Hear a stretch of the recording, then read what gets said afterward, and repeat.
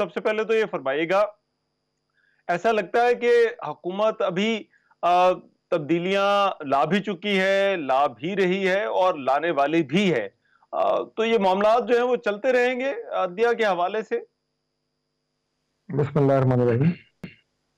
دیکھیے، مجھے اس بات پہ بڑی حیرت ہوتی ہے کہ جن جن جماعتوں کا آپ نے ابھی اپنی ابتدائی گفتگو میں نام لیا ہے، ان سب کا اگر آپ الیکشن کا منشور اٹھا کے دیکھ لیں تو ہر ایک نے اپنے منشور میں عدالتی اصلاحات، ریفارمز اور انصاف کی یقینی فراہمی، فوری انصاف، اس طرح کے الفاظ استعمال کیے ہیں۔ لیکن جب وہ اقدامات اٹھانے کی حکومت بات کرتی ہے تو پتہ نہیں، صرف اس لیے کہ شاید ہمارے اندر وہ عدم برداشت کے رویے اس قدر زیادہ ہو چکے ہیں کہ آپ کو جس کا نظریہ چاہے کتنا اچھا ہو، لیکن چونکہ اس کا ہے اس لیے میں نے نہیں ماننا، اس کی شکل مجھے پسند نہیں، اس لیے میں نے اس کی ہر بات سے انکار کرنا ہے۔ اس طرح کی اچھا، صورتحال جو ہے وہ آپ کو نظر آ رہی ہے اس معاملے میں جو آپ نے سوال کیا ہے۔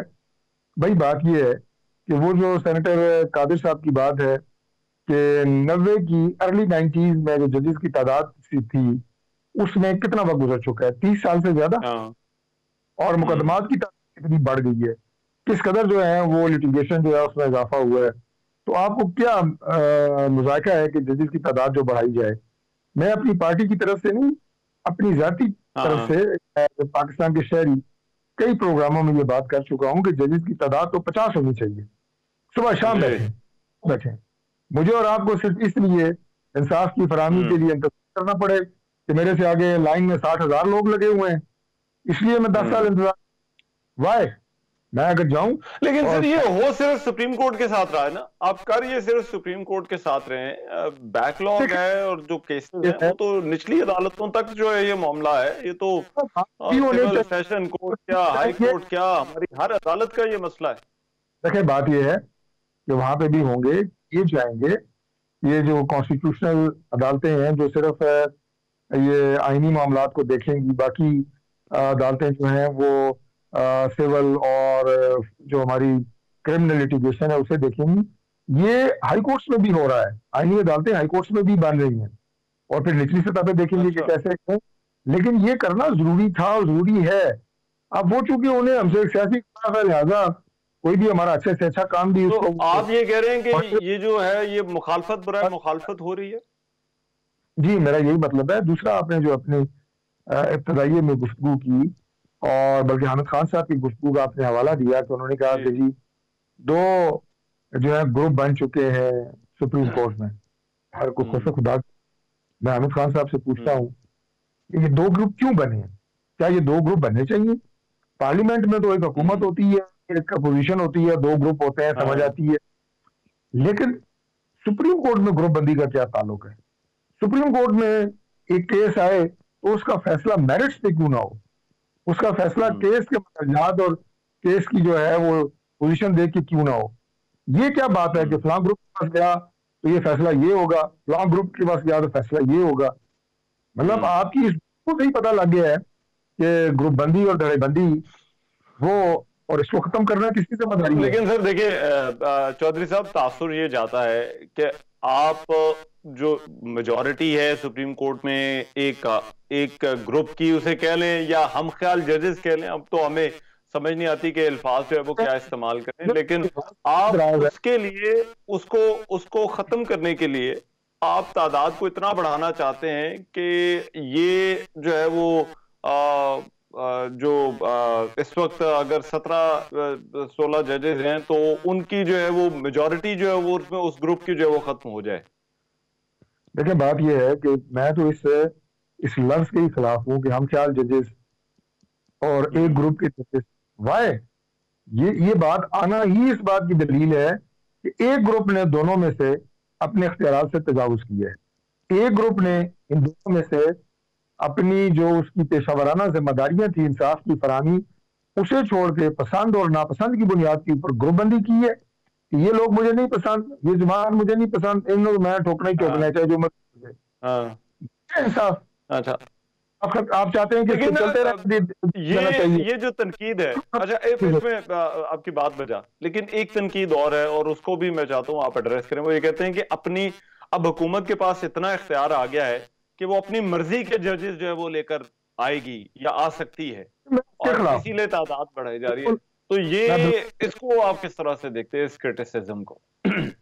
یہ بات یہ ہے کہ جو پارلیمانی کمیٹیاں بنی ہیں ججز کی تقرری کے لیے اور آنریبل چیف جسٹس کی تقرری کے لیے، اس میں ہر جماعت کی نمائندگی ہے. یہ اختیار کلی طور پہ گورنمنٹ کو نہیں دیا گیا، اور یہ پرائم منسٹر کی صلاحیت نہیں ہے. باہمی مشاورت سے فیصلے ہونے ہیں، اکثریت کی بنیاد پر فیصلے ہونے ہیں. تقرری کمیٹیوں کے اندر آنریبل ججز کی بھی جو ہے وہ موجودگی ہے، بار کے ممبر کی موجودگی ہے. یہ ایسا نہیں ہے کہ جناب پرائم منسٹر ایک دن بیٹھ کے، جیسے ہم اپنی اسمبلی میں ایز چیف وپ ہم اسٹینڈنگ کمیٹیاں بناتے ہیں اور ان کے چیئرمین تقرر کر دیتے ہیں یک جنبش قلم. ایسا نہیں ہے. یہ پارلیمانی کمیٹیاں ہیں جس میں ہر جماعت کی متناسب نمائندگی as per their presence in the assembly موجود ہے، دا پارلیمنٹ موجود ہے. اور جیسے میں نے آپ کو بتایا کہ سول سوسائٹی، اس میں مائنورٹیز، وومن، اس میں آپ کے جو بارز ہیں ان کے نمائندے. ابھی پرسوں جو الیکشن ہوا، کتنا ٹف الیکشن تھا سپریم کورٹ بار اس کے پریزیڈنٹ کا. اس میں ہمارے جو حمایت یافتہ امیدوار ہیں، احسن bone group, Asma Jahangir group, اعظم نذیر تارڑ گروپ، اس کے حمایت یافتہ امیدوار جیت گئے. اب یہ ایک ریفرینڈم تھا کہ وکلا کس کے ساتھ کھڑے ہیں. آپ کو یاد ہے آپ یہ جا رہا تھا جناب وکلا جیسے ہی 26ویں ترمیم ہوگی باہر نکلیں گے جناب اور تحس نحس کر دیں گے 26 ترمیم کی، گورنمنٹ کی، فلاں فلاں. کیا ہوا؟ انہوں نے آپ کے حق میں ووٹ دیا، گورنمنٹ کے حق میں ووٹ دیا. مطلب جو ہمارا حمایت یافتہ گروپ تھا اس کے حق میں ووٹ دیا. دوسری طرف کون سا گروپ تھا؟ Imran Khan supported and Hamid Khan supported. اس گروپ کو شکست نہیں. اس کا مطلب ان کے نیریٹو کو شکست.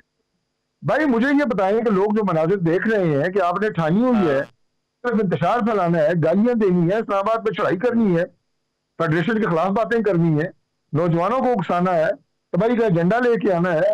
آج آپ تیسری دفعہ جیتی سے وہاں آپ کوئی ایک ٹکے کی پازیٹیوٹی کی بات نہیں کر رہے، لوگوں کو ریاست کے خلاف کر رہے ہیں.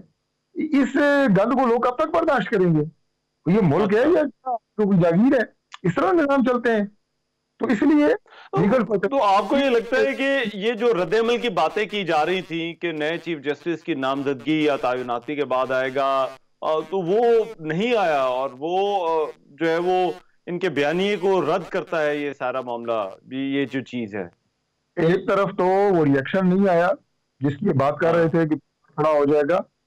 دوسری طرف ہمارے حمایت یافتہ، میں دوسری دفعہ آپ کو بتا رہا ہوں، اعظم نذیر تارڑ منسٹر ہیں، ان کے احسن بھون کے حمایت یافتہ امیدوار سپریم کورٹ بار جو سب سے بڑی بار ہے پاکستان کی، اس کا الیکشن جیتتے ہیں اور وکلا کی ووٹوں سے جیتتے ہیں. سینئر 3 وکلا اس میں. چودھری صاحب وکیلوں کے الیکشن میں تو اور بھی بڑے ایشوز ہوتے ہیں، لیکن آپ یہ کہہ رہے ہیں کہ یہ ایک طرح سے ریفرینڈم ہے اس چیف جسٹس کی نامزدگی پر اور تعیناتی پر، نئے چیف جسٹس کی. 100% ریفرینڈم ہے. باقی اور فیکٹر ضرور ہوتے ہیں. جو سپریم کورٹ بار ایسوسی ایشن ہے یہ ایک نان پولیٹیکل باڈی ہے. میں بالکل واضح یہ کہہ رہا ہوں، میں نہیں کہہ رہا یہ مسلم لیگ نون کا جو بندہ جیت گیا، یہ میں نے نہیں.